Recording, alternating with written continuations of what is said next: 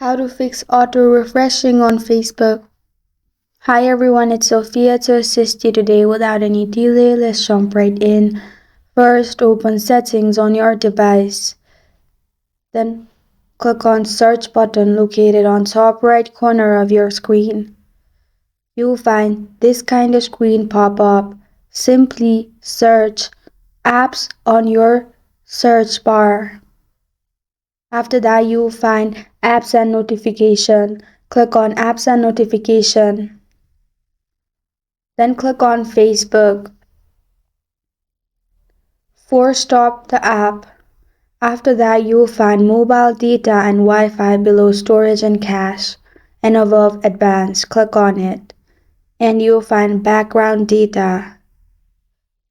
Make sure you turn off your background data.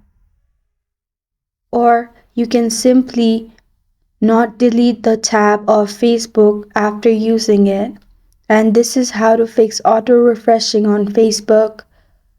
Thank you for joining me today. If this video helps you out, please leave a like and subscribe for more. Got a question or want to suggest a topic? Comment below. I'm Sophia signing off until next time.